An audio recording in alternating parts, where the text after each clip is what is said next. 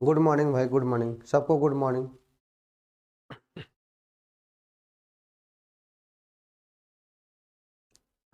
Good morning, good morning सबको, good morning भाई।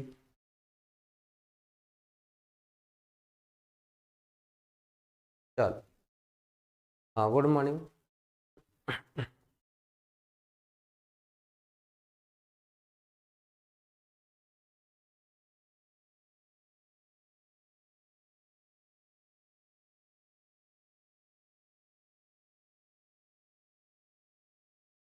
चलो भाई, गुड मॉर्निंग।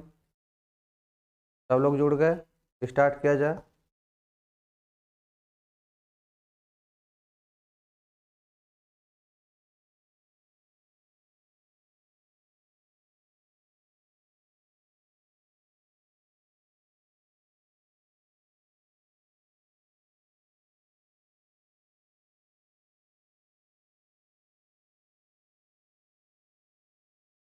ठीक है भाई, गुड मॉर्निंग।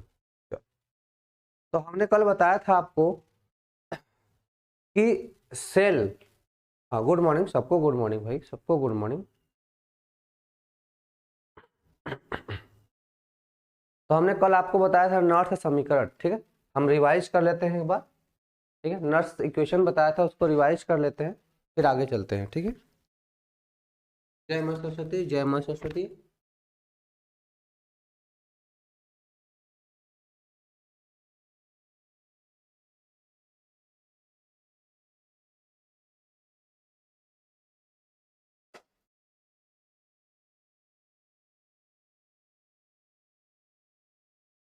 हाँ भाई सबको जय मां सरस्वती।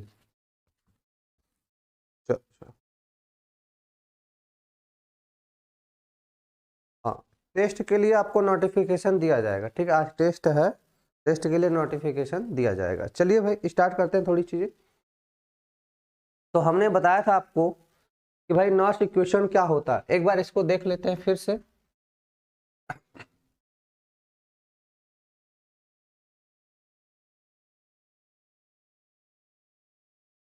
नॉट इक्वेशन,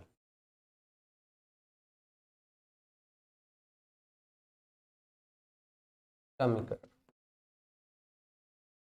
ठीक है। नॉर्थ समीकरण, ठीक है, इसको एक बार देख लेते हैं हम लोग।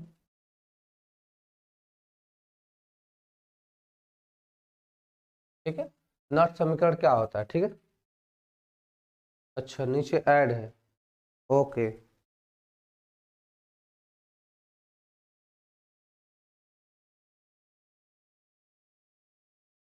ओके,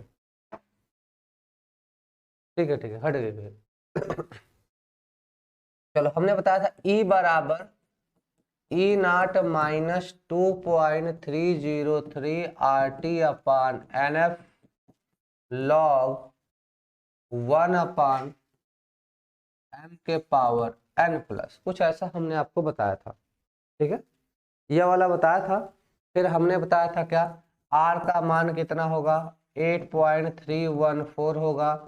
टी का मान कितना 25 डिग्री सेल्सियस, तो केल्विन बदलेंगे तो 298 केल्विन था। और यन का मान नहीं पता था, और एफ का मान हमने बताया था आपको, रख दीजिए 98,500। ठीक है, इतना इस सबका मान रखना था।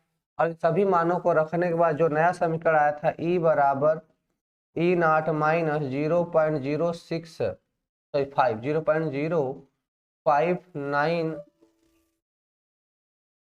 0.0591 upon n log 1 upon M के पावर एन प्लस, यह नया वाला फार्मूला है। ठीक है, इस फार्मूले तक हमने आपको बताया था। ठीक है भाई, यहाँ तक हमने आपको बताया था। कोई समस्या है? यह नॉट्स इक्वेशन था।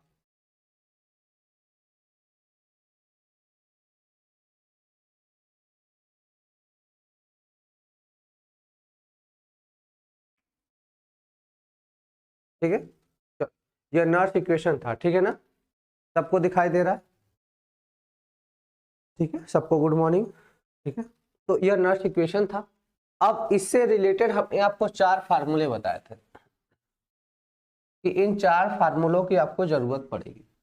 इनसे रिलेटेड हमने कितने भाई, आपको 4 फार्मूले बताए थे कि इन 4 फार्मूलों को आपकी जरूरत पड़ेगी। ठीक है, देखिए हमने बताया था ई सेल बराबर ई कैथोड माइनस ई एनोड। एक इसकी जरूरत पड़ेगी, हमने इसको फर्स्ट फार्मूले में बताया था, ये फर्स्ट था। और सेकेंड बताया था हमने क्या, डेल्टा आर जी बराबर minus n F E nought. Delta R G बराबर हमने बताया था एन एफ ई नॉट, और यहाँ पे सेल लिख लीजिएगा, इसकी जरूरत पड़ेगी। ठीक है, और तीसरा हमने आपको बताया था कि आपको जरूरत पड़ेगी ई सेल बराबर कैथोड में से होगा। और डेल्टा आर जी बराबर हमने आपको एक बताया था कि डेल्टा आर जी बराबर हो जाए, हाँ यस सर, हाँ ठीक है, हाँ अभी जस्ट शुरू गए, कल वाला रिवाइज कर रहे हैं थोड़ा। ठीक है, बताया था minus 2.303 R T into log के सी। ठीक है, यह वाला बताया था। अब मैंने फोर्थ आपको बताया था क्या, फोर्थ में फिर से इन सबों का मान रख के ई सेल बराबर E not cell minus 0.0591 upon n log, यहाँ क्या लिख देंगे, एनोड बटे कैथोड, एनोड बटे कैथोड, ऐसा हमने आपको बताया। ठीक है, ये स्क्वायर ब्रैकेट लगा देंगे। ठीक है, और यही वाला क्या था, नॉर्श समीकरण।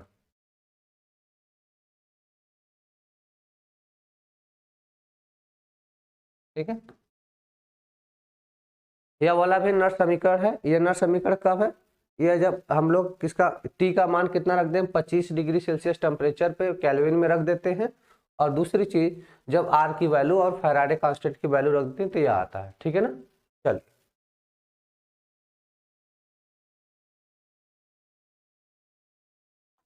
तो यहां तक की चीजें कल हो गई थी, है ना। टेस्ट की जानकारी आपको दी जाएगी। ठीक है भाई, चलिए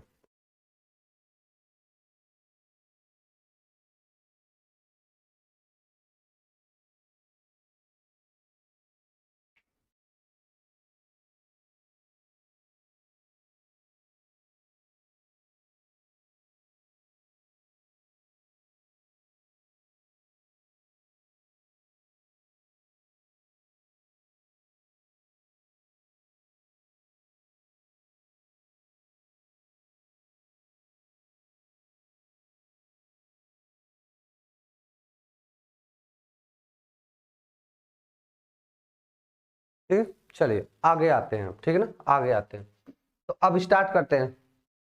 हमें उम्मीद है कि सब लोग जुड़ गए होंगे। ठीक है, अब स्टार्ट करते हैं, इंपॉर्टेंट क्वेश्चन पे आते हैं। Important question. ठीक है भाई, यहाँ से कुछ आपसे इंपॉर्टेंट क्वेश्चन पूछे जाते हैं। क्वेश्चन नंबर 1 पे आ जाइए। ठीक है। हाँ, टेस्ट के लिए आपको इंफॉर्मेशन दिया गया होगा, टेस्ट की जानकारी हमें नहीं है। ठीक है, चलिए देखिए इंपॉर्टेंट क्वेश्चन। पहला क्वेश्चन क्या है, साम्य स्थिरांक केसी का मान। पहला क्वेश्चन क्या है, साम्य स्थिरांक केसी का मान। साम्य स्थिरांक केसी का मान, ठीक है, ई नॉट सेल से संबंधित है या नहीं। ई नॉट सेल से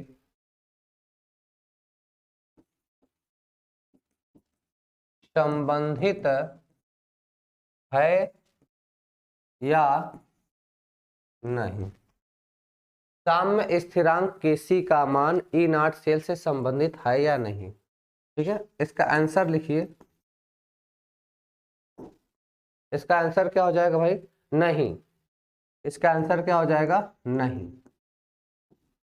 इसका आंसर क्या हो जाएगा, नहीं है। ठीक है, नहीं है तो किस पर है, साम्यावस्था पर। क्या बोलेंगे, साम्यावस्था पर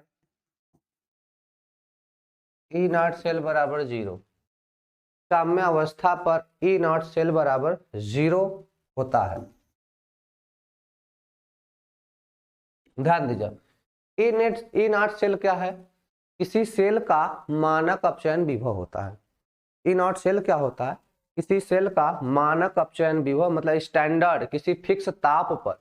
मतलब हमने कहा था ना स्टैंडर्ड होता है, हमने आपको बताया था यहाँ पे। देखो अपचयन विभव होता है, एक मानक अपचयन विभव होता है। दो चीजें होती है, एक अपचयन विभव होता है जिसे ई से दिखाते हैं, एक मानक अपचयन विभव। तो जब ई नॉट बोल दिया जाता है, तो जब ई नॉट बोल दिया जाता है तो वह क्या होता है, स्टैंडर्ड होता है।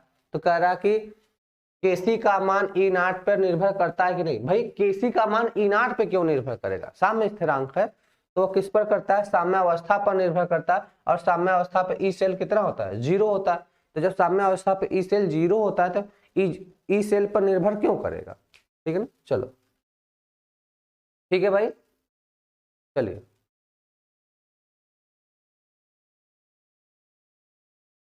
ठीक है भाई, चलिए अगले क्वेश्चन पे आते हैं। आ जाते हैं क्वेश्चन नंबर 2 पर। क्वेश्चन नंबर 2 पर आ जाते हैं।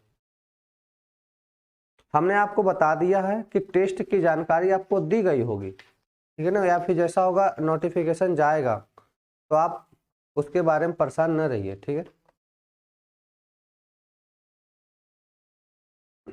चलिए क्वेश्चन है, किन दशाओं में ई सेल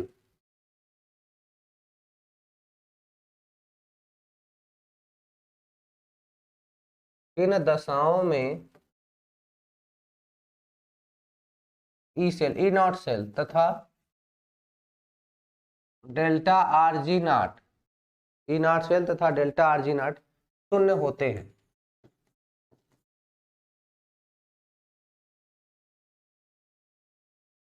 शून्य होते हैं,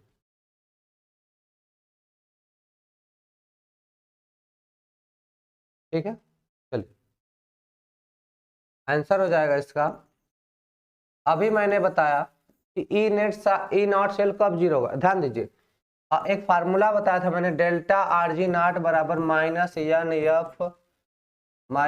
एफ ई नॉट सेल।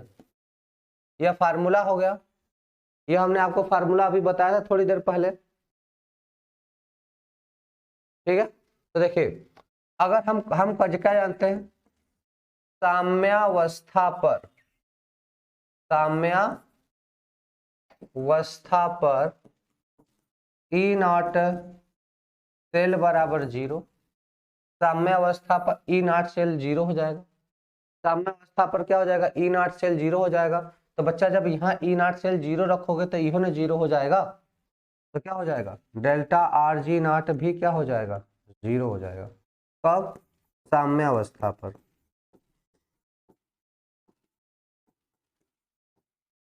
ठीक है, इस फार्मूले से। ठीक है,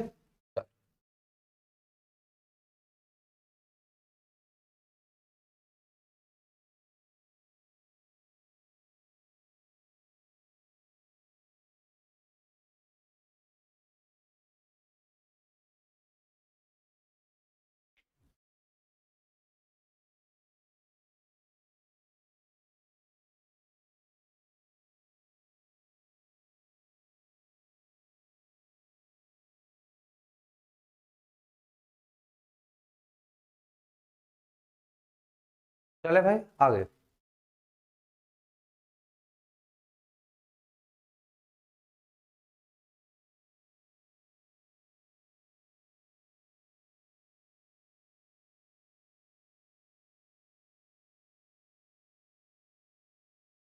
ठीक है, अगला क्वेश्चन पहले नोट में लिखिए, नोट में इंपॉर्टेंट है, नोट में इंपॉर्टेंट है। क्या इंपॉर्टेंट है भाई?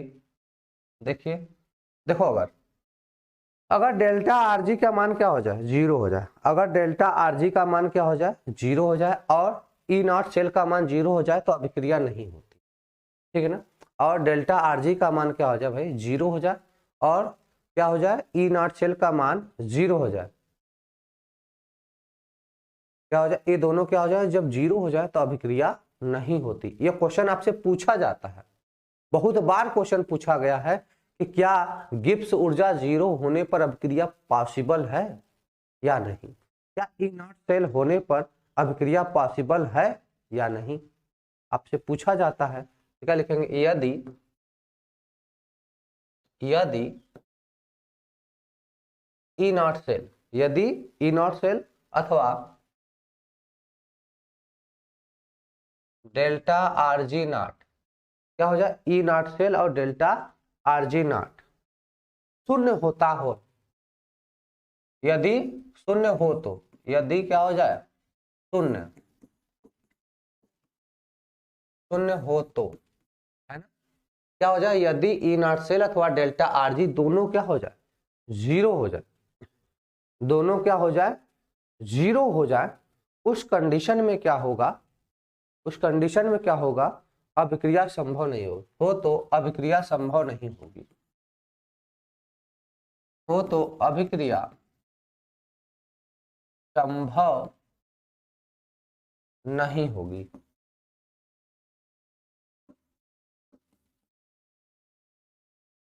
ठीक है, बहुत इंपॉर्टेंट लाइन है कि क्या, जब ई नॉट सेल क्या हो जाए, जब ई नॉट सेल या डेल्टा आरजी नॉट इन दोनों का मान जीरो हो जाए तब अभिक्रिया नहीं होगी, तब अभिक्रिया नहीं होगी। ठीक है, चलो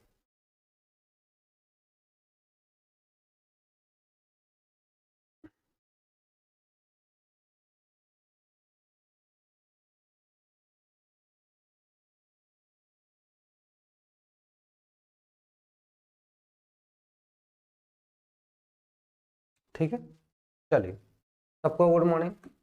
अगले इंपॉर्टेंट क्वेश्चन पे आते हैं, क्वेश्चन नंबर 3 पे आते हैं। क्वेश्चन नंबर 3 आपसे क्या पूछा जाता है, यह देखिए, क्वेश्चन नंबर 3 है, डेनियल सेल के लिए नॉर्स एक समीकरण लिखिए। क्वेश्चन है,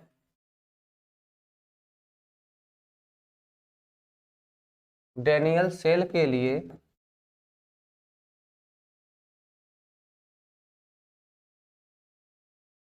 नॉर्थ समीकरण लिखिए। डेनियल सेल के लिए नॉर्थ समीकरण लिखिए। ठीक है भाई, चलो हमने आपको बताया था डेनियल सेल में क्या करते हैं, डेनियल सेल में क्या करते हैं, ठीक है ना। तो देखो हम क्या करते हैं भाई, जेडएन की क्रिया करा दो सीयू से। सोल्यूशन में देखो करते हैं कैसे, जिंक की अभिक्रिया, देखो जिंक की अभिक्रिया किससे करा दे, CuSO4 से, जिंक की अभिक्रिया किससे करा दे, CuSO4।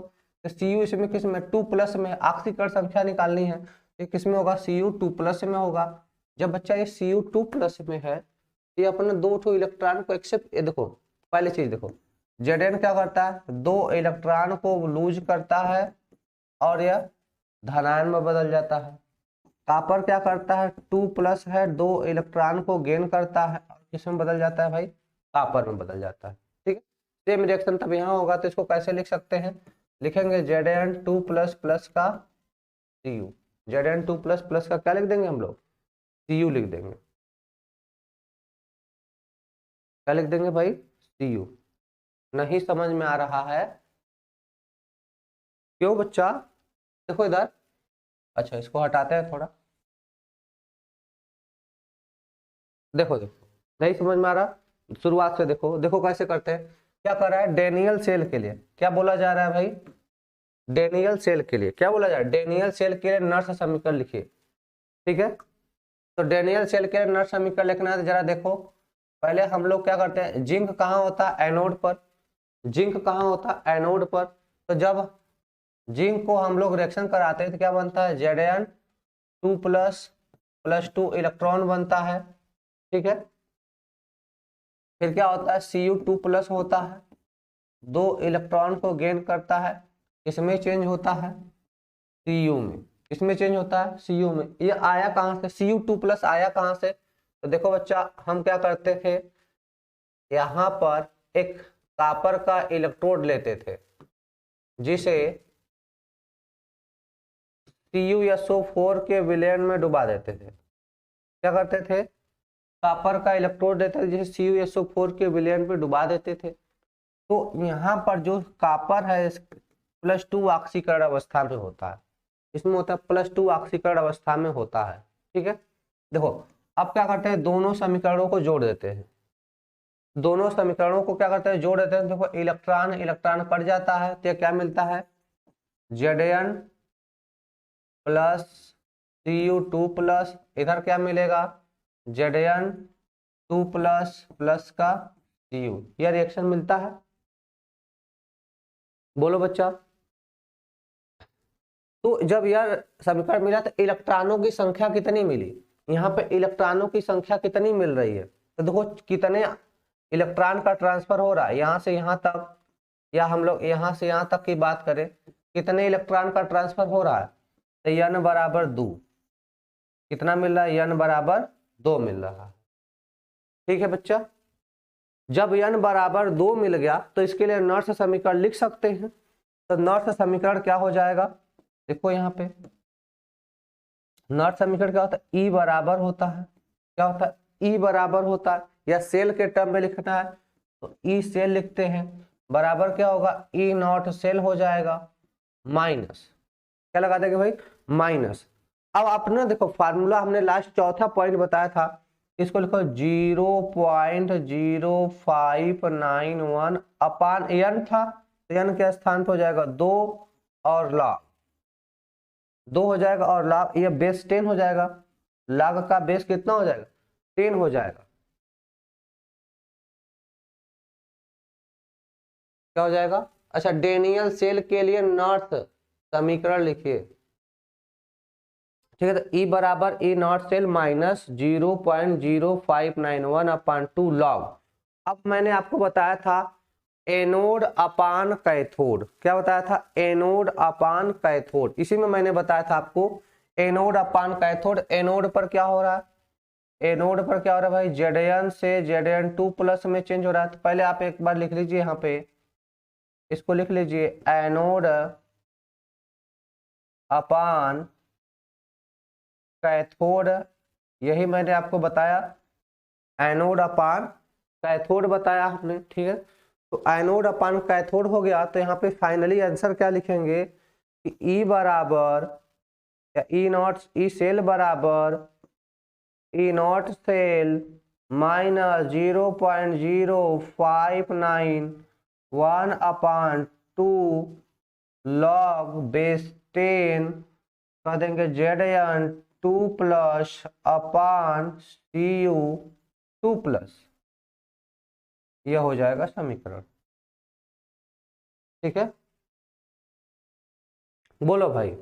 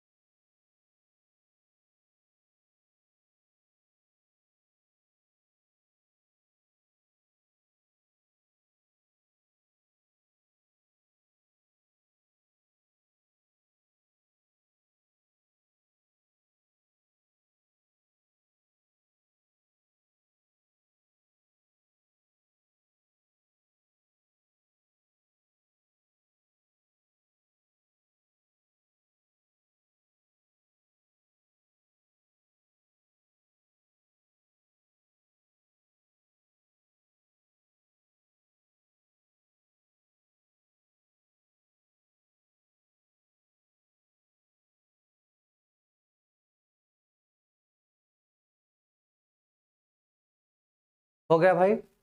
चलो NF का मनवा रख चुके हैं बच्चा, ये NF का मान हम लोग यहाँ पे रख चुके हैं, ठीक है ना। देखो यहाँ पे एक बार देखो, देखो देखो देखो, यहाँ पे आओ, यहाँ पर, यहाँ पर देखो, देखो यहाँ पर हमने क्या किया था कि यहाँ पर सिर्फ यन है, सिर्फ क्या है, यन है, यफ का मान रख के हमने सॉल्व किया था, यफ का मान रख के हमने क्या कर दिया भाई, सॉल्व कर दिया है, ठीक है। एक बार देख लो, मैं इसको फिर से मैं लिख देता हूं। यह देखो, पहली चीज देखो, हमने बताया था ई सेल बराबर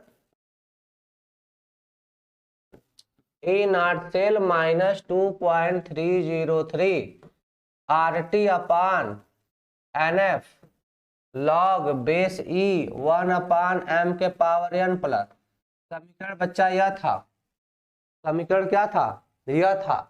देखो इधर R का मान 8.314 और T का मान हमने रखना था 298 केल्विन, ठीक है, और F का मान 96,500 और n का मान ऐसे रहने दो। और इसके स्थान पे इस पूरा वैल्यू जब रखोगे, यहाँ पर सब रख के सॉल्व कर दोगे तो कितना आता है, ये आता है ई सेल बराबर E not cell minus 0.0591 upon n आ जाता है, ठीक है। और यह मैंने बताया था आप इसको, अब देखो लॉग बेस 10 नहीं रहेगा, लॉग बेस ई पर है, ये मैंने पूरा कर चुका है हमने, ये लॉग बेस 10 पे है। और देखो क्या हो जाएगा, लॉग बेस 10। अब देखो हमने यहाँ पर बताया था 1/n के पावर n प्लस का मतलब क्या, आप इसका कैथोड से एनोड वाला रिएक्शन, तो ऊपर मैंने बताया था आप यहाँ पे एनोड अपान कैथोड हो जाएगा, ठीक है, ठीक है, एनोड अपान। अच्छा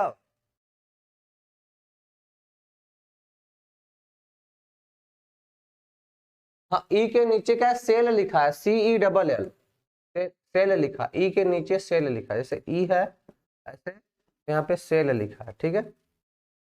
चल अच्छा, कोई पूछ रहा है कि सर ई से 10 कैसे हुआ, ध्यान दो, जैसे ना इधर ध्यान दो, जैसे हमारे पास लॉग हो, लॉग बेस ई हो, और इसे करना है किसमें, 10 में चेंज करना है, तो 10 में चेंज करने के लिए आप लॉग बेस 10 लिख लो और इसी में 2.303 से गुणा कर दो, ये चेंज हो जाता है, ये चेंज हो जाता है, ठीक है, ठीक है भाई, ठीक है, हटाएं इसे।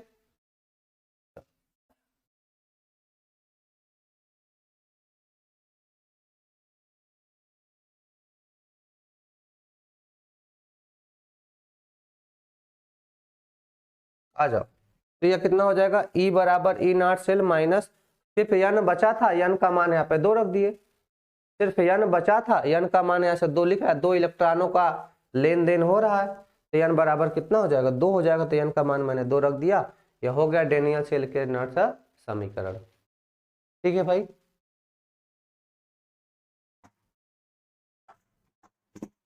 चल आगे चले,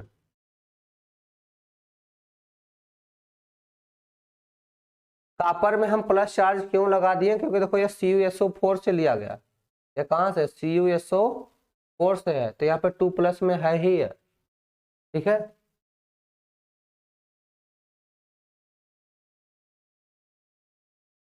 चलो आगे चलो,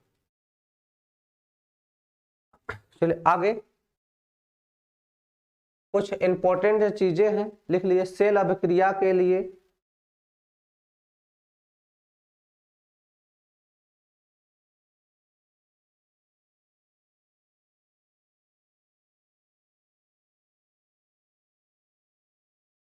सेल अभिक्रिया के लिए क्या लिखना भाई, सेल अभिक्रिया के लिए ध्यान दीजिए, तो सेल अभिक्रिया के लिए क्या लिखेंगे, ई सेल लिखें या इसी को हम कहते हैं ई नाट सेल, ई सेल लिखें या फिर इसी को, या इसके स्थान पे क्या लिख दें, ई नाट सेल लिखें। और दूसरी चीज क्या लिखेंगे, डेल्टा RG लिखें या फिर डेल्टा RG नाट लिखें, इन दोनों की वैल्यू। और तीसरा लिख देंगे सेल अभिक्रिया की प्रकृति, इधर क्या लिख लेंगे, 3 कॉलम आपको बनाना है। सेल अभिक्रिया की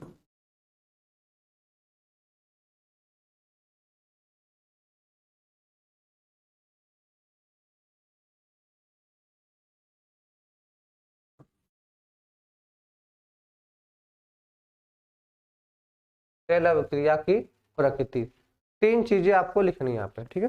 चलिए, पहली चीज, अगर ई सेल का मान धनात्मक हो, ई सेल का मान क्या हो, धनात्मक हो। ई सेल का मान क्या हो जाए भाई, धनात्मक। ई सेल का मान क्या हो जाए भाई, धनात्मक हो जाए, तो इसका मान क्या होगा, फार्मूला पहले पहले आप फार्मूला देखिए। तो फार्मूला है सर डेल्टा आर जी बराबर माइनस यन एफ ई, इसको नोट कर दे, n F E not cell, यह फार्मूला है। डेल्टा आर जी नॉट बराबर minus n F E not cell, वह फार्मूला हो गया। जब यह फार्मूला हो गया तो ई नॉट सेल का मान धनात्मक, तो क्या मिलेगा, डेल्टा आर जी क्या मिलेगा, ऋणात्मक मिलेगा। क्या मिलेगा, ऋणात्मक मिलेगा। ठीक है मेरे भाई, देखो जब ये प्लस रखेंगे, फिर से फार्मूला यहाँ पे भी देखो, डेल्टा आर जी बराबर minus n F E not cell. ठीक है, देखो जब ई नॉट सेल क्या होगा, धनात्मक होगा, तो यहाँ प्लस रखोगे तो ऑलरेडी माइनस लगा है, तो ये क्या मिलेगा, माइनस। यह क्या मिलेगा, माइनस। क्या हो जाएगा भाई, ऋणात्मक। ये क्या हो जाएगा, ऋणात्मक। जब यह ऋणात्मक हुआ तो बोलेंगे अभिक्रिया संभव है। क्या हो जाएगी, यह क्या हो जाएगी, अभिक्रिया क्या है, संभव होगी। और कैसे होगी, स्वतः होगी। संभव भी होगी और कैसे होगी, स्वतः भी होगी। इतना क्लियर हो गया, अभिक्रिया संभव भी होगी और स्वतः भी होगी।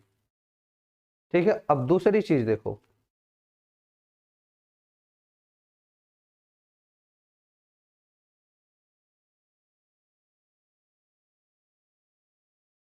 दूसरी चीज देखो, जब हम इसको ऋणात्मक ले लें, क्या ले लें, ऋणात्मक लेंगे, तो ऋणात्मक ले लेंगे तो क्या हो जाएगा, यह धनात्मक हो जाएगा। यह क्या हो जाएगा भाई, धनात्मक हो जाएगा। जब धनात्मक हो जाएगा तो अभिक्रिया क्या हो जाएगी, असंभव हो जाएगी। अभिक्रिया क्या हो जाएगी, असंभव हो जाएगी। यहाँ पे लिख देंगे अस्वतः, अस्वतः हो जाएगी।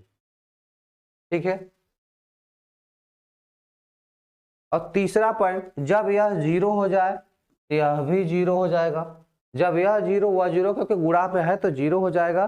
तो इस अवस्था में क्या होती है, तब यहाँ पर साम्य अवस्था होती है। क्या होती है मेरे भाई, साम्य अवस्था। तो 3 क्वेश्चन यहाँ से बनेंगे, यहाँ से 3 क्वेश्चन बनेंगे। क्या, कि जब ई सेल क्या हो, ऋणात्मक हो, तो अभिक्रिया संभव होगी कि नहीं होगी। दूसरा, ई सेल क्या हो, धनात्मक हो, तो अभिक्रिया संभव होगी कि नहीं होगी। ई सेल जब जीरो होगा तो अभिक्रिया संभव होगी कि नहीं होगी। या फिर कैसे क्वेश्चन पूछा जा सकता है, डेल्टा आरजी धनात्मक है तो अभिक्रिया होगी कि नहीं, डेल्टा आरजी ऋणात्मक है तो अभिक्रिया होगी कि नहीं होगी, डेल्टा आरजी जीरो है तो अभिक्रिया होगी कि नहीं होगी। या फिर ऐसे क्वेश्चन पूछेगा, साम्यावस्था पर डेल्टा आरजी और ई नॉट सेल का मान क्या होता है, या अभिक्रिया अस्वतः हो तो यहाँ पे डेल्टा आरजी की प्रकृति बताइए, या अभिक्रिया संभव हो तो ई सेल की प्रकृति बताइए। बात समझ में आ रही है। तो यहाँ पे 3 3 3 6 9 9 प्रकार के ऑब्जेक्टिव क्वेश्चन पूछे जा सकते हैं आपसे। ठीक है, चलो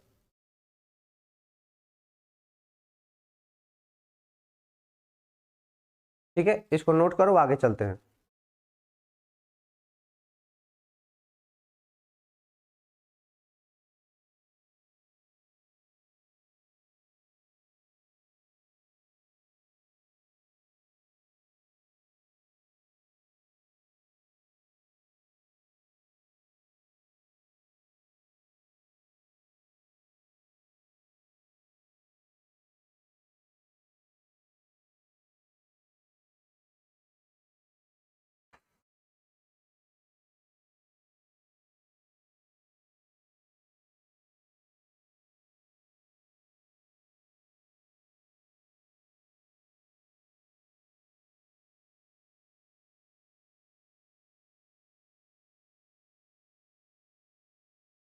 डेल्टा आर जी क्या है? अरे बताया था गिब्स ऊर्जा है। यह क्या मैंने बताया था भाई? गिब्स ऊर्जा है। ठीक है, चलो आगे चलते हैं। चलो, इंपॉर्टेंट हेडिंग विद्युत रासायनिक श्रेणी।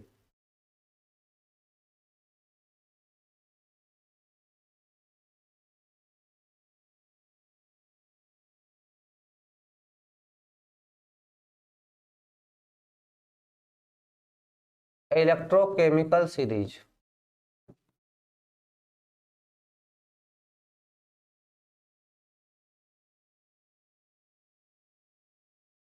इलेक्ट्रोकेमिकल सीरीज, विद्युत रासायनिक श्रेणी।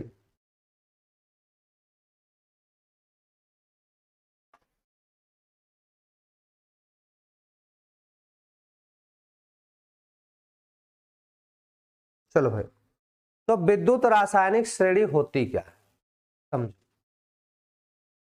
विद्युत रासायनिक श्रेणी क्या है? ठीक है ना। तो हम कहते हैं तत्वों के मानक इलेक्ट्रोड विभव के बढ़ते हुए क्रम में रखने पर एक श्रेणी प्राप्त होती है, जिसे क्या कहते हैं? विद्युत रासायनिक श्रेणी। ठीक है, हम जान गए भाई कि मानक इलेक्ट्रोड विभव हमें पता हो गया। हमें क्या हो गया? मानक इलेक्ट्रोड विभव सबका पता हो गया। इन्हीं मानक इलेक्ट्रोड विभव सबका पता हो गया। इन्हीं मानक इलेक्ट्रोड विभव को यदि बढ़ते हुए क्रम में एक श्रेणी में रख दी जाए, यदि बढ़ते हुए क्रम में एक श्रेणी में रख दी जाए, तो इसी को कहते हैं विद्युत रासायनिक श्रेणी। इसी को क्या कहते हैं? विद्युत रासायनिक श्रेणी कहते हैं। बात समझ में आ रही? क्या कह रहे हैं कि यदि तत्वों के मानक इलेक्ट्रोड विभव को बढ़ते हुए क्रम में रखने से एक श्रेणी प्राप्त होती है। एक क्या प्राप्त होती है? श्रेणी प्राप्त होती है। इसी श्रेणी को क्या कहते हैं? विद्युत रासायनिक श्रेणी कहते हैं। ठीक है, चलिए क्या लिखते हैं? जब तत्वों के मानक इलेक्ट्रोड विभव के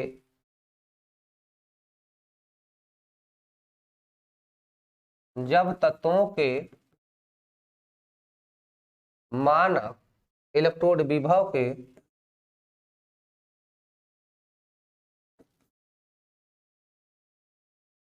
मानक इलेक्ट्रोड विभव के बढ़ते हुए क्रम में रखने पर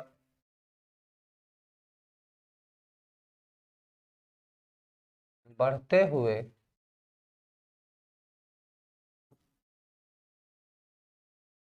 क्रम में बढ़ते हुए क्रम में रखने पर प्राप्त श्रेणी रखने पर प्राप्त श्रेणी रखने पर प्राप्त श्रेणी विद्युत रासायनिक श्रेणी कहलाती है।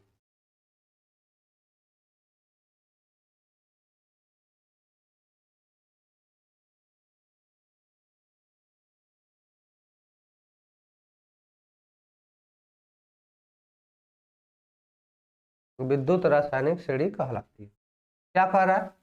जब तत्वों के मानक इलेक्ट्रोड विभव बढ़ते हुए क्रम में रखने पर, विभवों को बढ़ते हुए, पहले छूट गया क्या यहाँ पे? ठीक है, यहाँ पे छूट गया। जब तत्वों के मानक इलेक्ट्रोड विभव के बढ़ते हुए क्रम में रखने पर प्राप्त श्रेणी विद्युत रासायनिक श्रेणी कहलाती है। ठीक है, प्राप्त श्रेणी क्या कहलाती है भाई? विद्युत रासायनिक श्रेणी कहलाती है। बात समझ में आ रहा है? मतलब तत्वों के मानक अपचयन विभव को या मानक इलेक्ट्रोड विभव को हम बढ़ते हुए क्रम में रखते हैं तो एक श्रेणी प्राप्त होती है। इसी श्रेणी को क्या कहते हैं? विद्युत रासायनिक श्रेणी कहते हैं। इसी को क्या कहते हैं? विद्युत रासायनिक श्रेणी कहते हैं।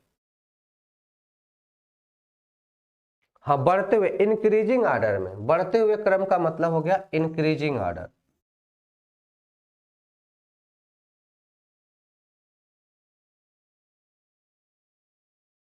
इंक्रीजिंग ऑर्डर में हम रखते हैं, इसमें रखते हैं भाई, इंक्रीजिंग ऑर्डर में रखते हैं। ठीक है, चलिए आइए तो देखते हैं सबसे ज्यादा अपचयन विभव किसका होता है। ठीक है ना, बात कर लेते हैं, जैसे हम लोग शुरुआत करते हैं किसे, लिथियम से। किसे शुरुआत करते हैं, लिथियम, उसके बाद पोटेशियम, फिर बेरियम, उसके बाद कैल्शियम, फिर सोडियम, इसके बाद मैग्नीशियम आता है। इसके बाद क्या आता है भाई, मैग्नीशियम आता है, ठीक है ना। तो सबसे अधिक पूछा जाए कि सबसे अधिक अपचयन विभव किसका होता है, लिथियम का। लिथियम का क्या होता है, सबसे अधिक अपचयन विभव, सबसे अधिक अपचयन विभव किसका होता है भाई, लिथियम का होता है, ठीक है। और जब ऊपर से नीचे की तरफ चलेंगे तो लिखेंगे इलेक्ट्रोड विभव का बढ़ता क्रम। क्या लिखेंगे, इलेक्ट्रोड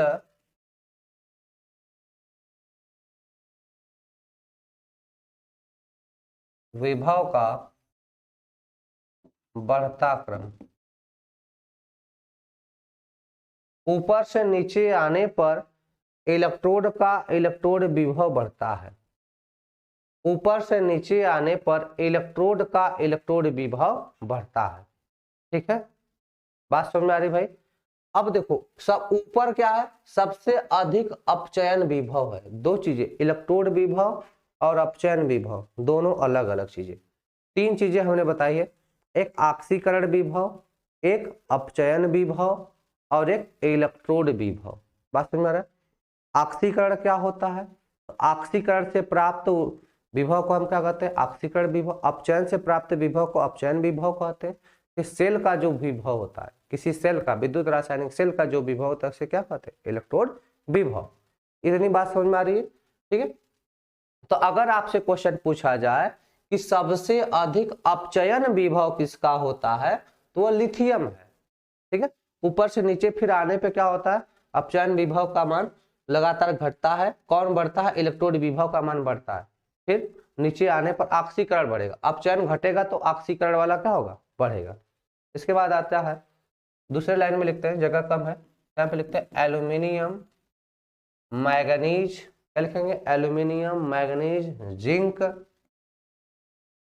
जिंक हो जाएगा। उसके बाद सर पीडीएफ नहीं मिलेगा क्या, अरे पीडीएफ मिलेगा, कल वाला भी तो दिलाए थे। देखो ये पूछ रहे हैं हमसे आरोही क्रम में, अरे हमने बताया स्पष्ट में इंक्रीजिंग ऑर्डर में, बढ़ते क्रम में ना। आरोही अवरोही इसमें कहाँ से आ गया यार। ठीक है भाई, चलिए अगले बात करते हैं। एल्युमिनियम, मैग्नीज, जिंक, उसके बाद chromium, iron. Chromium, iron Fe को कहते हैं। फिर कैडमियम, क्या हो जाएगा, Cd। कैडमियम को किससे दिखाते हैं भाई, Cd से दिखाते हैं, ठीक है। चलिए सर लेक्चर नंबर 6 का पीडीएफ अपलोड करा दीजिए, अभी नहीं हुआ क्या, चलिए करवा देते हैं। फिर हो जाएगा अगले लाइन में, कौन हो जाएगा, cobalt nickel tin. Cobalt nickel tin, cobalt nickel tin, Sn को टीन कहते हैं। पीबी, फिर हाइड्रोजन, फिर कौन हो जाएगा भाई, हाइड्रोजन, कापर, फिर मरकरी। कापर के बाद कौन आ जाएगा, मरकरी। इसके बाद एजी, फिर प्लेटिनम, फिर गोल्ड। यह और जो गोल्ड होता है, अब गोल्ड सबसे क्या है, गोल्ड सबसे लास्ट में है, तो इसका ऑक्सीकरण विभव सबसे ज्यादा होता है। ऑक्सीकरण विभव अधिकतम, इसका ऑक्सीकरण विभव क्या होता है भाई, अधिकतम होता है, ठीक है। इसका अपचयन विभव अधिकतम है और उसका ऑक्सीकरण विभव अधिकतम है।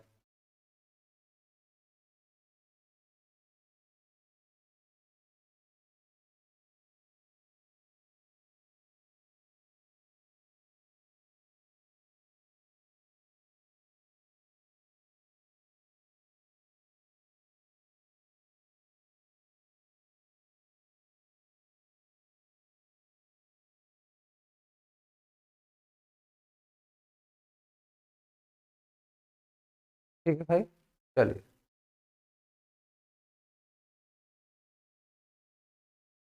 हाँ, आप छत्तीसगढ़ बोर्ड से हैं, आप यहाँ पढ़ सकते हैं, आप कॉस पढ़ सकते हैं।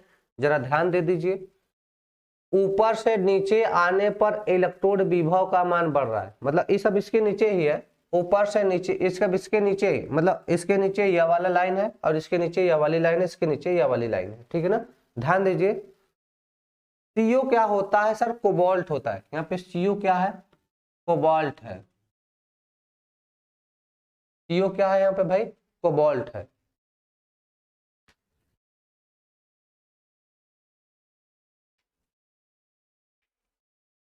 ठीक है भाई, ध्यान दीजिए। तो ऊपर से नीचे आने पर इलेक्ट्रोड विभव का मान बढ़ता है, इलेक्ट्रोड विभव का मान बढ़ता है। सबसे अधिक अपचयन विभव किसका है? लिथियम का। सबसे अधिक अपचयन विभव किसका है?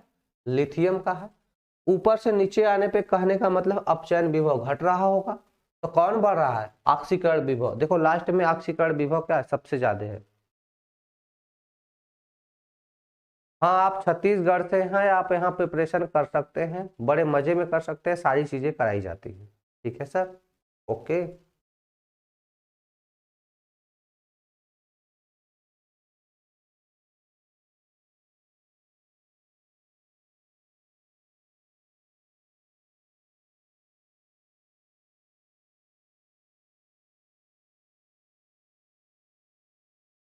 ठीक है ना।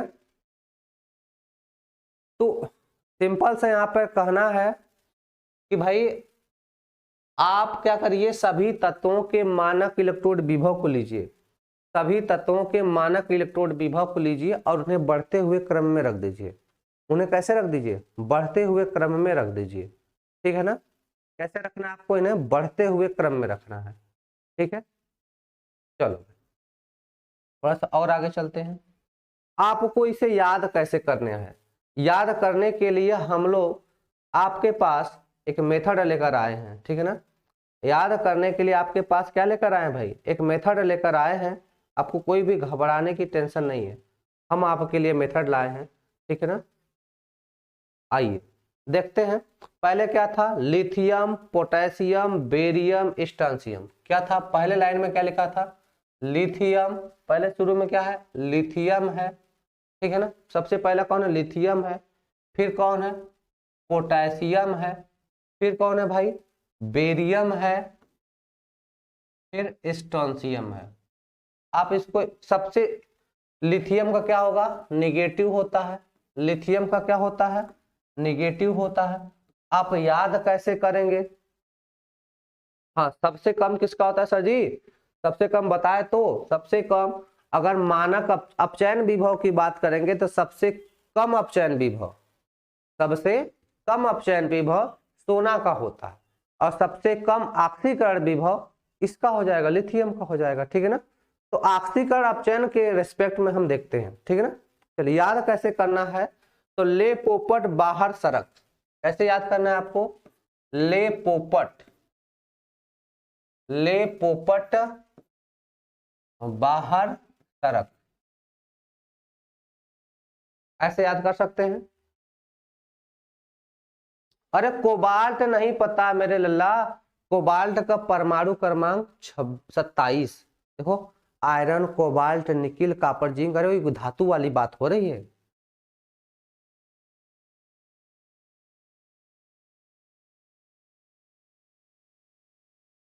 ठीक है ना।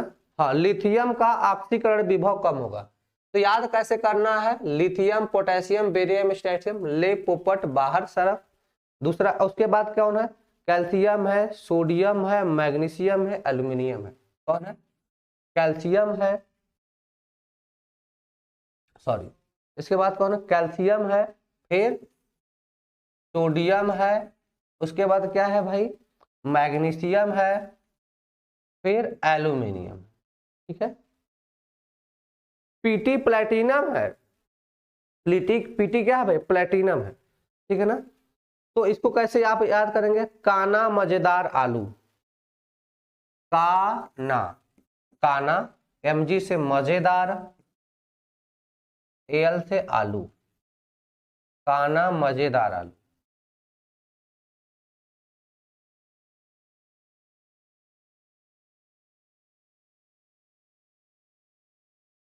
काना मजेदार आलू।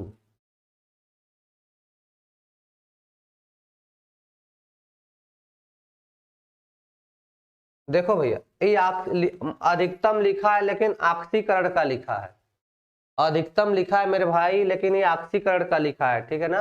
वहां पे सबसे अधिक लिखा है, लेकिन किसका लिखा है, अपचयन के लिखा है। विच आर द डिफरेंस, ठीक है ना, दोनों डिफरेंस है। चल, काना मजेदार आलू। तीसरा कैसे करेंगे।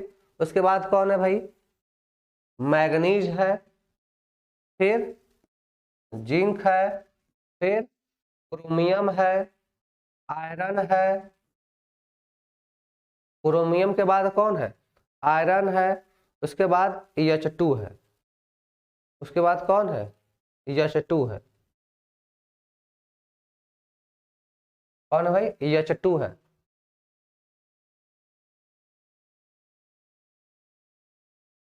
कौन है, H2 है। तो इसको कैसे याद रखेंगे, मन जन कर फिर जल से धो लें। कैसे याद करेंगे, जन मन जन कर, मन जन कर फिर धुलें।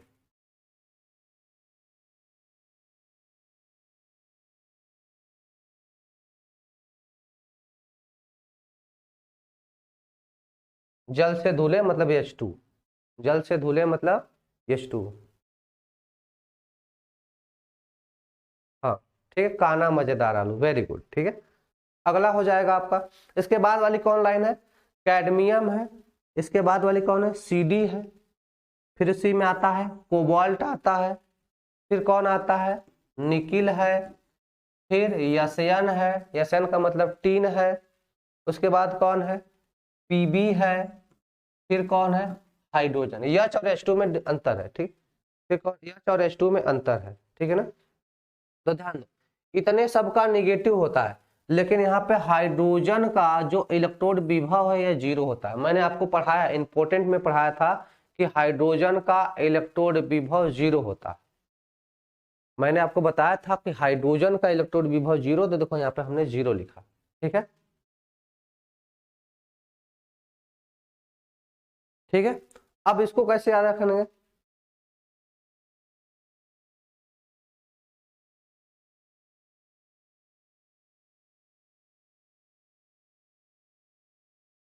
ठीक है। कैसे, देखो इधर कैसे करेंगे, CD,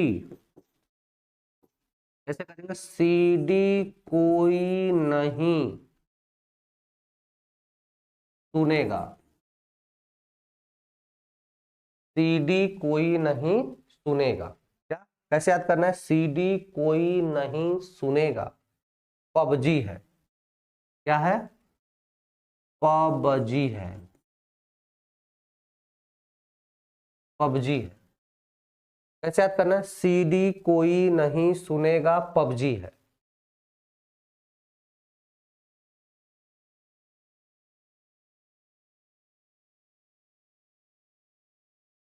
जितना पढ़ा रहे हैं पहले पढ़ तो लीजिए, बहुत है। जितना पढ़ा रहे हैं उनको आप पढ़ लीजिए, जो पढ़ा रहे हैं वो सब इंपॉर्टेंट में है, ठीक है ना। जो पढ़ा रहे हैं सब इंपॉर्टेंट में है, जो मेन मेन है वही हम आपको पढ़ा रहे हैं, ठीक है। चलिए आगे आते हैं। इसके बाद वाली लाइन क्या थी भाई, कापर। इसके बाद वाले में क्या पढ़ना है, कापर का पढ़ना है। आयोडीन का देख लीजिए। फिर Ag है।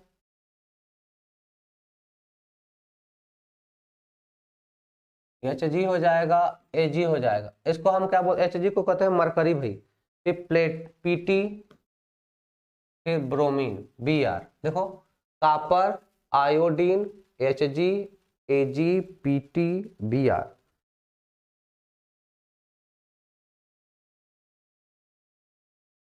कैसे याद करोगे इसको, क्यों, कैसे याद करोगे भाई, क्यों आई होगी,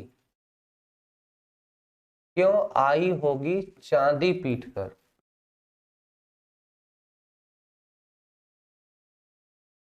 ब्रो,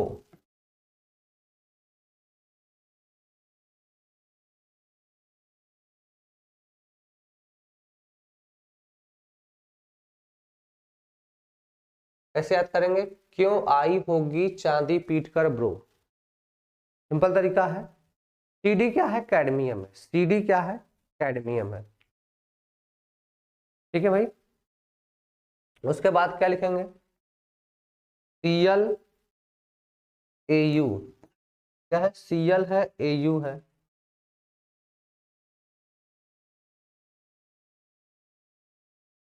Cl है, Au है।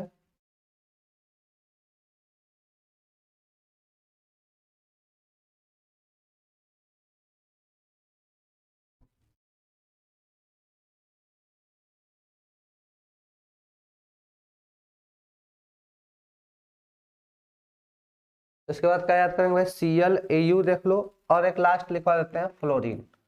जो इंपॉर्टेंट है वही करा रहे हैं ना। तो कैसे याद करेंगे इसको? कल सोने से फ्लड किया। आप ऐसे सिंपली इसको याद कर सकते हो। बात समझ में आ रहा है भाई? तो देखो जितने इंपॉर्टेंट है, वैसे इलेक्ट्रोकेमिकल सीरीज है, काफी बड़ी लाइनअप है। तो जो इंपॉर्टेंट है मैंने आपको यहाँ पे बता दिया है। ठीक है, तो इतने एलिमेंट का इंपॉर्टेंट में आता है। ठीक है भाई, इतने का क्या होता है? इंपॉर्टेंट में आता है।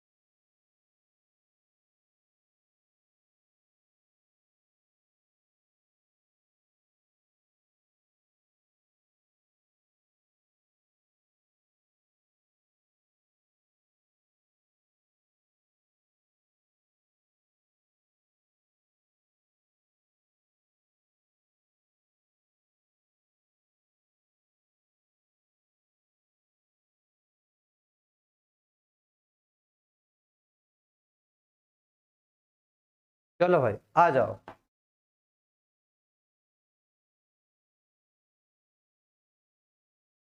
ठीक है भाई, चलो।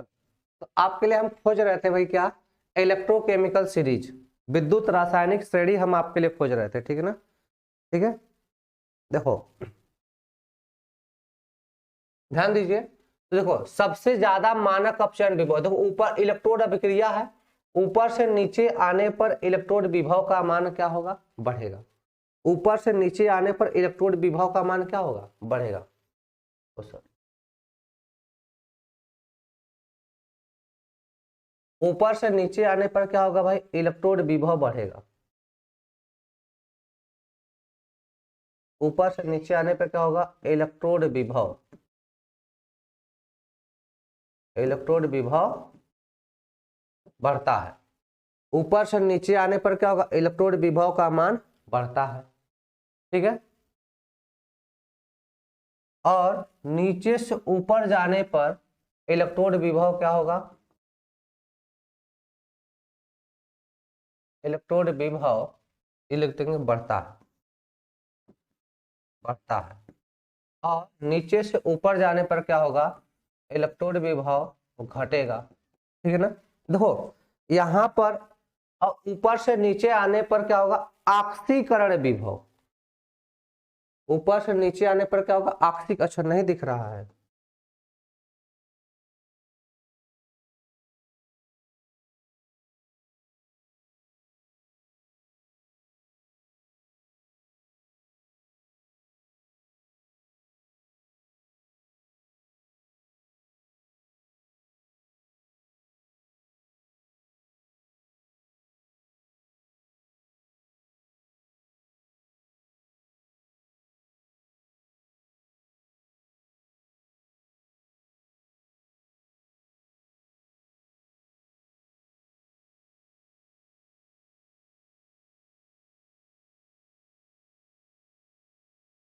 चलो भाई अब दिख रहा है।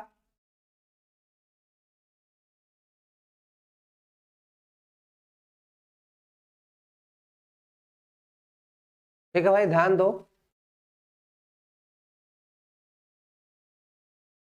ध्यान दीजिए आप लोग।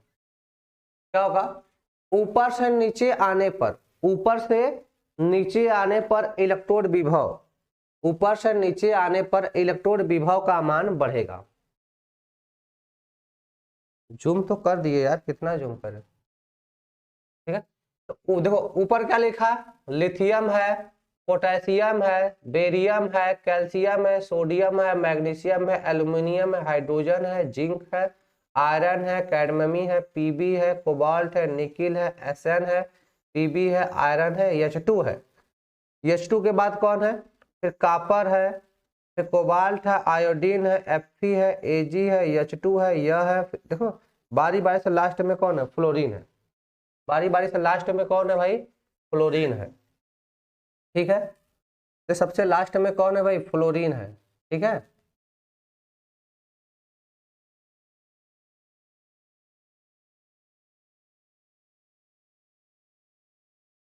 ठीक है भाई चलो। तो सबसे लास्ट में कौन है, अच्छा धुंधला दिख रहा है, धुंधला दिख रहा है। ठीक है, चलो।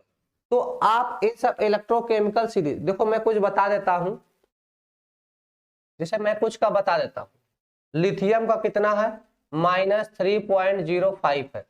लिथियम का कितना है, -3.05, ये सब वोल्ट में है। उसके बाद पोटेशियम का कितना है, -2.925 वोल्ट है। ठीक है, उसके बाद इंपॉर्टेंट जिसका उसका मैं बता देता हूं। उसके बाद देखो किसका है, जिंक का कितना है, जिंक का है -0.76 है। फिर देखो हाइड्रोजन का कितना है, हाइड्रोजन का है 0। फिर कापर का कितना है, +0.34 है, +0.34। ऐसे देखो कुछ इंपॉर्टेंट है, मैं उसको बता दे रहा हूँ। ठीक है ना, ऊपर से ध्यान दे। लिथियम का कितना है, -3.05 वोल्ट है। पोटेशियम का +2.95 है। उसके बाद जिंक का -0.76 है, हाइड्रोजन का 0, मतलब हाइड्रोजन के ऊपर देखो ये हो गया हाइड्रोजन, हाइड्रोजन के ऊपर क्या है, ऋणात्मक है, हाइड्रोजन के ऊपर क्या है, ऋणात्मक है, और हाइड्रोजन के नीचे क्या है, धनात्मक है।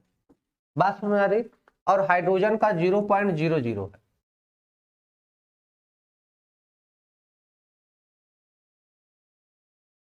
ठीक है, बात समझ में आ रहा है? तो समझो यह सबके सबके किताब में दे रखा है, एनसीईआरटी की किताब में सबके में दे रखा है, ठीक है ना, सबके एनसीईआरटी के बुक में पढ़ी है या किसी भी बुक में पढ़ी है, आप लोग देख लेना। मैं इसकी फिर भी वैल्यू बता रहा हूं, मैं नया पीडीएफ डाल दूंगा। ठीक है, तो हाइड्रोजन का इलेक्ट्रोड विभव कितना है, 0.00 है। हाइड्रोजन का इलेक्ट्रोड विभव कितना है, 0.00। सबको नहीं याद करना है मेरे भाई, जो इंपॉर्टेंट है वही। हाँ, सबके बुक में है, यह चीज सबके बुक में है, ध्यान दो। तो हाइड्रोजन के ऊपर वाला ऋणात्मक और नीचे वाला धनात्मक होता है। ठीक है, तो देखो लिथियम का कितना है, -3.045, -3.045 है। ठीक है, कितना है, -3.045 वोल्ट है।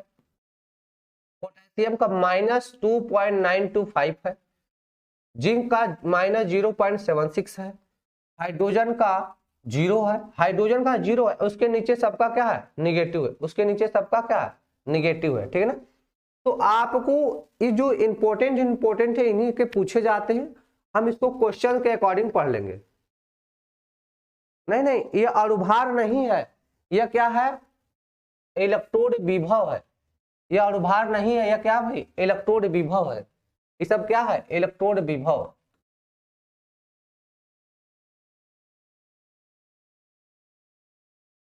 ये सब क्या है, इलेक्ट्रोड विभव है।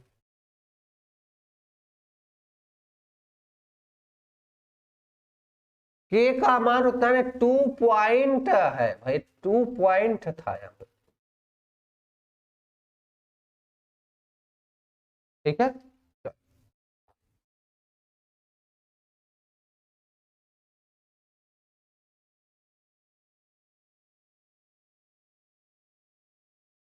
ठीक है भाई, ध्यान दो।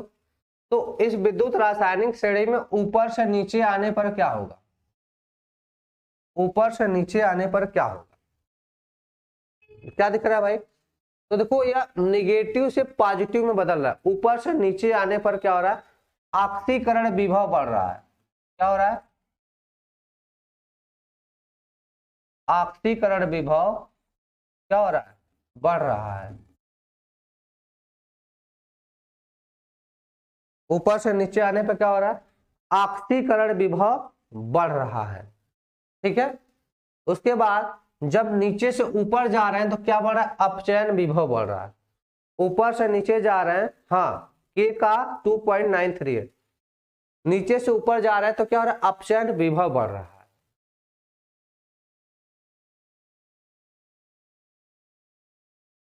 हाँ देखो भाई, लिथियम है, पोटेशियम है, बेरियम है, कैल्शियम है, उसके बाद आयरन है, कैडमियम, पीबी, कोबाल्ट, उसके बाद हाइड्रोजन का है, कॉपर का है, और यहाँ पे एक जिंक होगा, है ना, इसके बाद एक जिंक का, यही इंपॉर्टेंट है ज्यादातर, और एजी, उसके बाद एयू, ये इंपॉर्टेंट में आते हैं। ठीक है ना, बाकी तो सभी पूछे जाते नहीं है, जो इंपॉर्टेंट है यही आपके सिलेबस में पूछे जाते हैं, इन्हीं के इंपॉर्टेंट है। ठीक है, तो इन सब की वैल्यू कुछ मैंने यहाँ पे लिख रखी है। ठीक है, ये सब है, आप इन्हीं से हम रिएक्शन के बारे में पढ़ते हैं। ठीक है ना, तो थोड़ा आगे चलते हैं। हाँ, इसका हम पीडीएफ दे देंगे। ठीक है, चलिए, इसका हम पीडीएफ अभी तुरंत प्रोवाइड कर देंगे।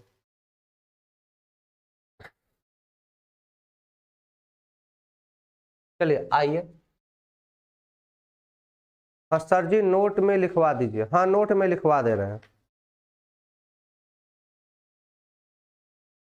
पहली पॉइंट देखिए भाई, विद्युत रासायनिक श्रेणी से जुड़ी पहली पॉइंट क्या लिखेंगे, पहला अपचयन विभव, अपचयन विभव के क्रम में,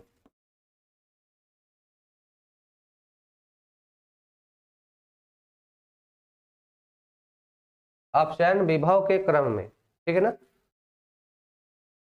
पहला कैसे है, अपचयन विभव के क्रम में है। दूसरा कैसे है, मानक इलेक्ट्रोड विभव के क्रम में है।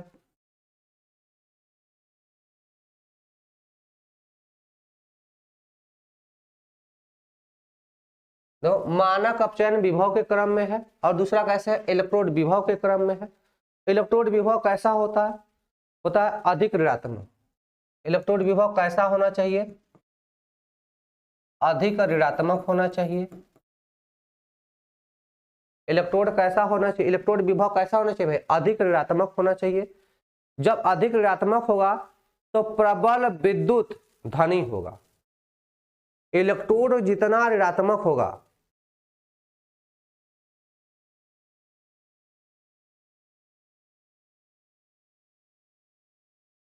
ठीक है ना। तो देखो इलेक्ट्रोड विभव जितना ऋणात्मक होगा उतना ही क्या होगा, प्रबल, उतना ही प्रबल विद्युत धनी होगा। जितना अधिक ऋणात्मक उतना ही क्या होगा, प्रबल विद्युत धनी होगा। प्रबल विद्युत धनी होगा, और जितना प्रबल विद्युत धनी होगा इलेक्ट्रॉन आसानी से त्यागेगा, और उतना ही आसानी से क्या करेगा, इलेक्ट्रॉन का त्याग होगा। क्या होगा, आसानी से इलेक्ट्रॉन त्याग होगा।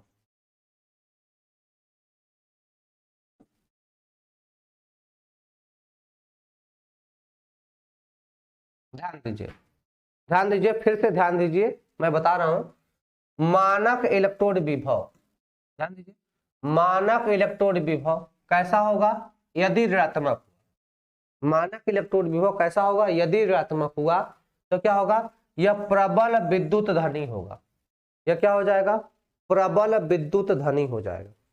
जब प्रबल विद्युत धनी होगा तो आसानी से इलेक्ट्रॉन त्यागेगा। क्या करेगा भाई, आसानी से इलेक्ट्रॉन को त्यागेगा। ठीक है, चलिए, इतनी बात समझ में आ गई। हाँ, सारे क्वेश्चन हम कराएंगे, आप लोग घबराओ मत, बस क्रम वाइज आप पढ़ते चलो। देखो मैं सारे क्वेश्चन कैसे करा देता हूं।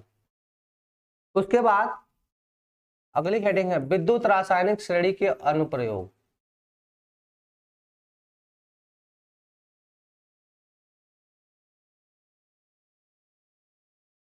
श्रेणी के अनुप्रयोग, विद्युत रासायनिक श्रेणी के अनुप्रयोग।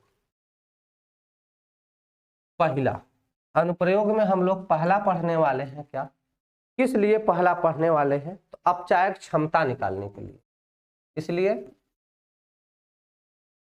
अपचायक क्षमता, क्या निकालने के लिए भाई, अपचायक क्षमता निकालने के लिए। अपचायक क्षमता निकालने के लिए हम किसका प्रयोग करते हैं, विद्युत रासायनिक श्रेणी का। अपचायक क्षमता निकालने के लिए किसका प्रयोग करते हैं, विद्युत रासायनिक श्रेणी का। कैसे निकालते हैं सर, तो देखिए, अपचायक क्षमता यूनिवर्सली प्रोपोर्शनल होता है इलेक्ट्रोड विभव के, किसके, इलेक्ट्रोड विभव के। अपचायक क्षमता यूनिवर्सली प्रोपोर्शनल होता है इलेक्ट्रोड विभव के। बात समझ में आ रही है। अपचायक क्षमता कैसे प्रोपोर्शनल होता है, इलेक्ट्रोड विभव के क्रम में होता है। ठीक है, चलो आगे चलते हैं, एक क्वेश्चन कराते हैं।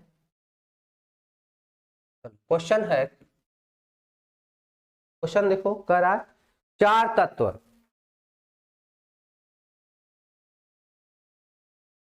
क्या कर रहा है, चार तत्व। क्वेश्चन है चार तत्व ए बी सी तथा डी,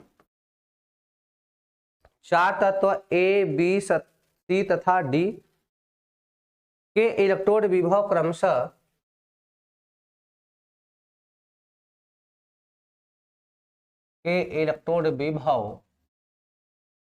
क्रमशः के इलेक्ट्रोड विभव क्रमशः -2.0 वोल्ट, -1.7 वोल्ट, -0.76 सॉरी 1, +0.76 वोल्ट तथा एक का क्या दे दिया जाए भाई, -3.0 ऐसा बोल दिया जाए।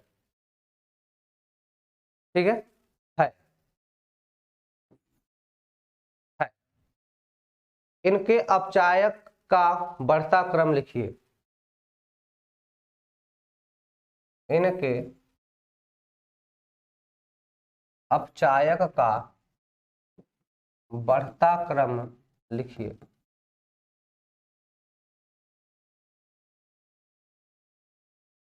ध्यान दीजिए, क्वेश्चन पे आते हैं। क्वेश्चन है चार तत्व हैं, क्वेश्चन है चार तत्व हैं A B C D. Question है कि चार तत्व हैं ए बी सी डी है, जिनके इलेक्ट्रोड विभव -2.0 वोल्ट है, -1.7 वोल्ट है, +0.76 वोल्ट है तथा -3.0 वोल्ट है। चार तत्व हैं, चारों के इलेक्ट्रोड विभव दिए हैं। आपसे क्वेश्चन में कहा रहा है कि इनके अपचयन विभव का बढ़ता क्रम लिखिए। फटाक से कमेंट करें। चलो थोड़ी सी चीजें मैं पीछे बता देता हूं। देखो यहाँ पे हमने बताया अपचयन क्षमता या अपचायक क्षमता। क्या अपचायक क्षमता प्रोपोर्शनल होता है, यूनिवर्सली प्रोपोर्शनल होता है इलेक्ट्रोड विभव के। अपचायक क्षमता यूनिवर्सली प्रोपोर्शनल होता है इलेक्ट्रोड विभव के। बात समझ में आ रहा है? तो आपसे पूछी जा रही है कि अपचायक क्षमता का क्रम लिखिए, ठीक है ना। तो यूनिवर्सली प्रोपोर्शनल हो जाएगा, तो अपचायक क्षमता का क्रम आप लोग कमेंट करें।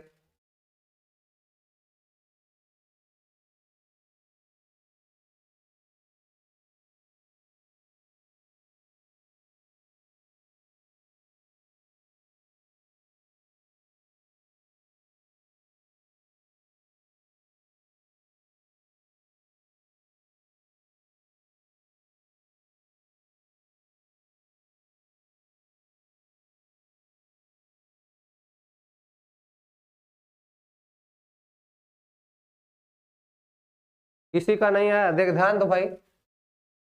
सबसे ज्यादा किसका है, जितना ज्यादा ऋणात्मक अपचायक क्षमता उतनी ही ज्यादा, तो सबसे ज्यादा किसका है, डी का कितना है, -3.0 है, 0 वोल्ट।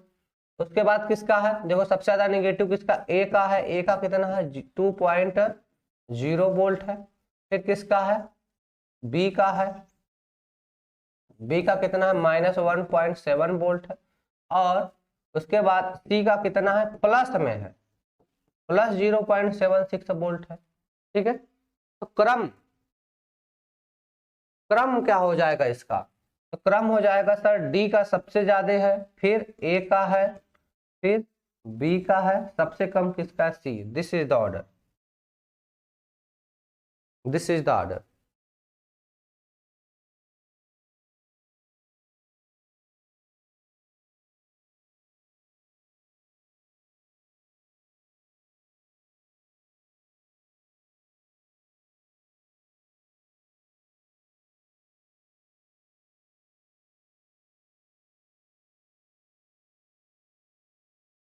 चले भाई आगे, दूसरा पढ़ेंगे। दूसरा उपयोग क्या हो जाएगा, आक्सीकारक क्षमता।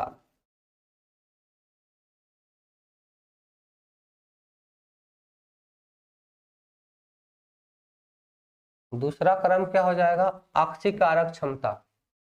ठीक है, तो आक्सीकारक क्षमता कैसे निकालते हैं, आक्सीकारक क्षमता प्रोपोर्शनल होता है इलेक्ट्रोड विभव के, यह प्रोपोर्शनल होता है।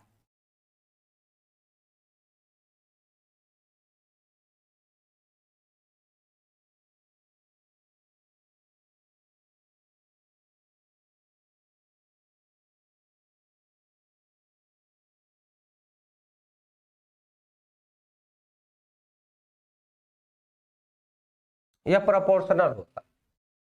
आपसीकारक क्षमता क्या होती है भाई? प्रोपोर्शनल होती है इलेक्ट्रोड विभव के। ठीक है, चलिए क्वेश्चन पे आते हैं। क्वेश्चन हो गया यहाँ पे कि चार तत्व, फिर से आते हैं वही वाले क्वेश्चन पे। चार तत्व है ना, चार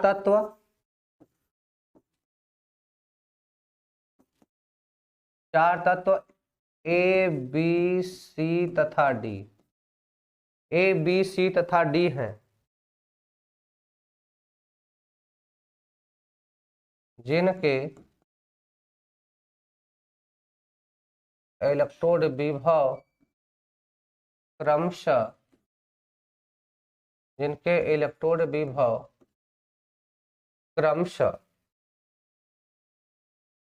ठीक है, जिनके इलेक्ट्रोड विभव क्रमशः क्या क्या है देखो, दिया है इसमें प्लस 2.0 वोल्ट, प्लस 2.019 वोल्ट, कामा कितना बोल दें भाई, माइनस 2.07 वोल्ट हो जाए, और अगला बोल दे माइनस 0.44 वोल्ट, और अगला बोल दे हम लोग प्लस का 1.2 वोल्ट, प्लस का कितना बोल दें 1.2 वोल्ट। ठीक है भाई, चल इनका क्रम लिखिए है। तो आक्सीकारक, तो आक्सीकारक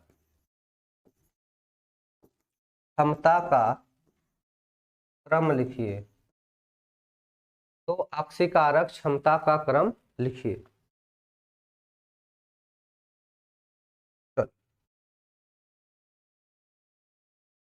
तो आक्सीकारक क्षमता क्या होती है? इलेक्ट्रोड विभव के प्रोपोर्शनल होती है, इलेक्ट्रोड विभव के प्रोपोर्शनल होती है।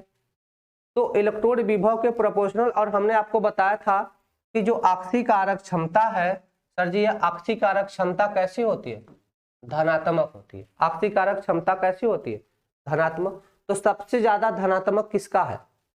सबसे ज्यादा धनात्मक यह है, उसके बाद यह है, उससे कम धनात्मक कौन होगा? जो कम ऋणात्मक होगा यह होगा, तब यह हो जाएगा। तो सबसे ज्यादा कौन हो जाएगा भाई? सबसे ज्यादा किसका हो जाएगा?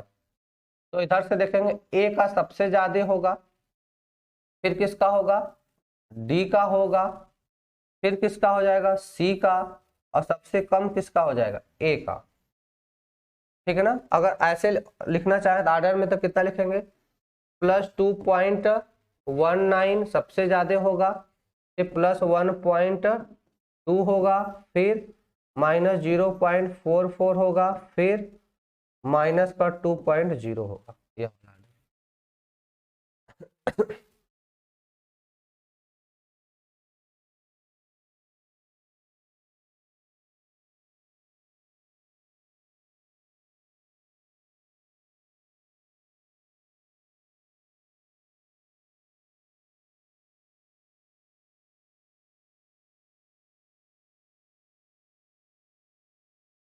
रुक जाओ भाई,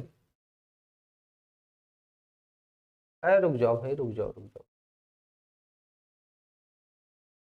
ये बी हो जाएगा ना, यहाँ पे बी हो जाएगा।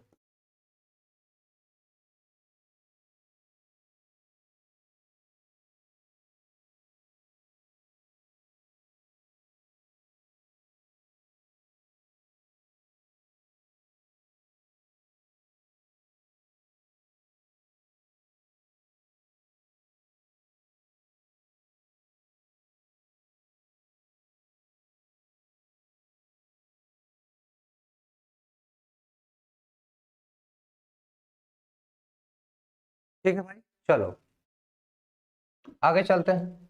तो अगला क्या पढ़ते हैं? तीसरा हो जाएगा धन विद्युतीय लक्षण। तीसरा किस काम के लिए आता है? धन विद्युतीय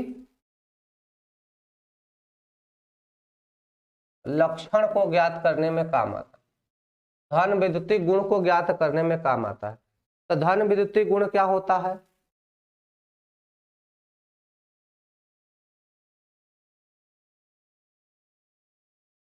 धन विद्युतीय गुण यह यूनिवर्सली प्रोपोर्शनल होता है इलेक्ट्रोड विभव के।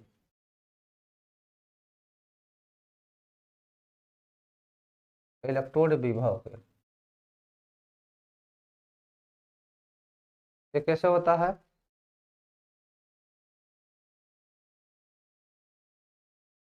धन विद्युतीय विभव, धन विद्युतीय लक्षण निकालने के लिए, धन विद्युतीय गुण निकालने के लिए क्या करते हैं? 1/, इलेक्ट्रोड विभव, मतलब इलेक्ट्रोड विभव का मान जितना अधिक होगा धन विद्युतीय लक्षण उतना ही क्या हो जाएगा? कम हो जाएगा। इलेक्ट्रोड विभव का मान जितना अधिक होगा क्या हो जाएगा? धन विद्युतीय गुण उतना ही कम हो जाएगा। ठीक है, चलो आगे चलते हैं। ठीक है, आगे चलते हैं। तीसरा होता है धातुओं की क्रियाशीलता निकालने के लिए। चौथा हो जाएगा धातुओं की क्रियाशीलता। क्या निकालने के लिए भाई? धातुओं की क्रियाशीलता निकालने के लिए। तो धातुओं की क्रियाशीलता कैसे निकालते हैं? तो क्रियाशीलता क्या होती है? इलेक्ट्रोड विभव का व्युत्क्रम होता है। तो क्रियाशीलता क्या होती है? क्रियाशीलता इलेक्ट्रोड विभव का व्युत्क्रम होता है। इलेक्ट्रोड विभव का व्युत्क्रम होता है। क्रियाशीलता क्या होती है? इलेक्ट्रोड विभव का व्युत्क्रम होती है।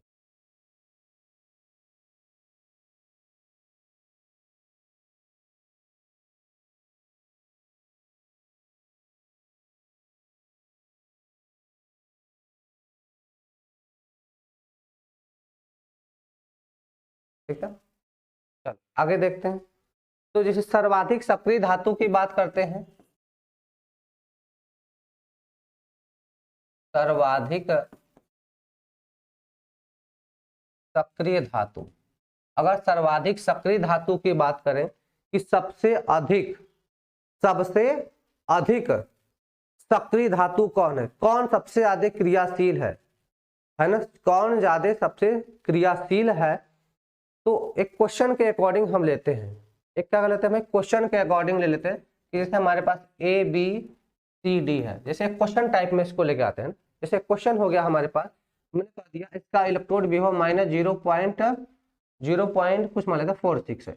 मान लिया मैंने इसका जो इलेक्ट्रोड विभव कितना -0.46 है। दूसरा ले लेते हैं कि +0.30 है इसका इलेक्ट्रोड विभव। अगले का मान लेते हैं कि -1.17 है। और एक और डी है उसका मान लेते हैं -1.46 है, -1.46 अरे वोल्ट। हम मान लिए कि यह ABCD 4 तत्व, हमने मान लिया कि यह ABCD 4 तत्व हैं। ठीक है ना, ABCD 4 तत्व हैं जिनके इलेक्ट्रोड विभव -0.46, +0.30, -0.17, -1.46 वोल्ट है। तो आप बताना है कि इसमें क्रियाशीलता किसकी ज्यादा होगी, इसमें क्रियाशीलता किसकी ज्यादा होगी। जरा बच्चा पीछे चले आओ, देखो यहाँ पे क्या लिखा है, क्रियाशीलता व्युत्क्रम होता है। क्रियाशीलता क्या होती है? व्युत्क्रम होती है इलेक्ट्रोड विभव के। ठीक है, चलो तो आपको क्रियाशीलता का आर्डर यहाँ पे बताना है। क्या करना है? क्रियाशीलता का आर्डर बताना है। ठीक है, चलो तो क्रियाशीलता का आर्डर बताते वक्त हम कहेंगे क्या कि भाई जिसका सबसे ज्यादा होगा। पहली चीज समझो, यहाँ पे जो क्रियाशीलता बताना है ये धनात्मक वाले का जो होगा, क्या? धनात्मक वाले का। ठीक है ना, पहले ध्यान दीजिए कि ये जो क्रियाशीलता का क्रम बताना है आपको, तो यह जिसके लिए धनात्मक अधिक होगा, जिसके लिए क्या होगा? धनात्मक अधिक होगा, जिसके लिए धनात्मक अधिक होगा उसकी क्रियाशीलता क्या होगी? कम हो जाएगी। ठीक है ना, जिसके लिए क्या होगा? धनात्मक अधिक होगा उसकी क्रियाशीलता क्या हो जाएगी? कम हो जाएगी। तो सबसे अधिक धनात्मक कौन है? तो क्रियाशीलता देखो, पॉजिटिव वाला इलेक्ट्रोड विभव बढ़ाओगे, इलेक्ट्रोड विभव का मतलब धना, ये तो जो माइनस वाला अपचयन विभव है ना, आपसीकरण विभव का मान अधिक होना चाहिए। ठीक है ना, तो आर्डर क्या मिलेगा आपको? तो सबसे ज्यादा निगेटिव कौन है? यह है। सबसे ज्यादा निगेटिव कौन है? यह। तो ऐसे मान के चलो कि निगेटिव वाले की क्रियाशीलता ज्यादा हो, बस आप ऐसे मान के चलो कि निगेटिव वाले की क्रियाशीलता क्या होती है? ज्यादा होती। तो सबसे ज्यादा निगेटिव कौन है? डी है। तो सबसे ज्यादा क्रियाशील हो जाएगा। इससे कम निगेटिव कौन है, सी है, तो यह ज्यादा क्रियाशील हो जाएगा। उसके बाद कौन हो जाएगा, ए हो जाएगा, फिर कौन हो जाएगा, बी हो जाएगा। यह ऑर्डर है।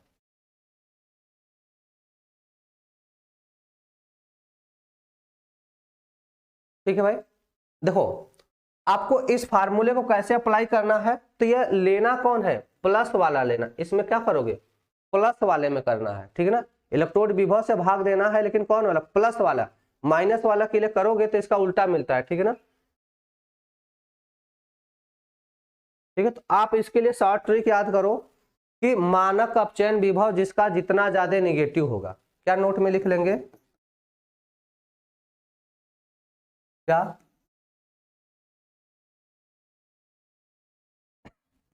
कहेंगे, क्या, जिस तत्व का, जिस तत्व का इलेक्ट्रोड विभव, जिस तत्व का इलेक्ट्रोड विभव जितना अधिक ऋणात्मक होगा, ऋणात्मक होगा, उसकी क्रियाशीलता उतनी ही अधिक होगी, उतनी ही अधिक होगी। सिंपल सा कहने का मतलब हो जाएगा, जिस तत्व का इलेक्ट्रोड विभव जितना अधिक ऋणात्मक होगा उसकी क्रियाशीलता उतनी ही अधिक होगी। ठीक है,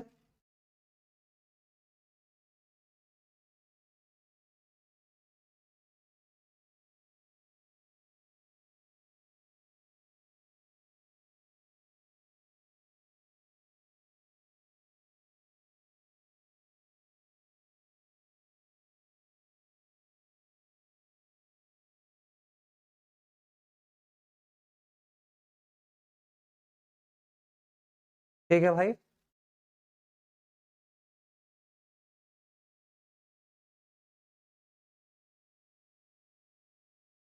चलो,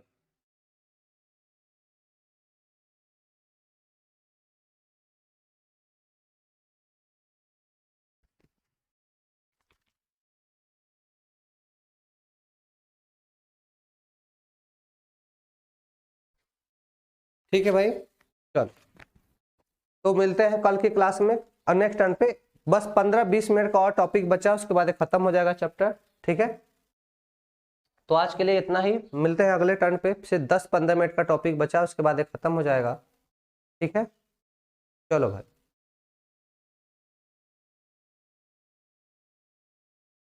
सबको बाय बाय, मिलेंगे अगले क्लास में। ठीक है भाई।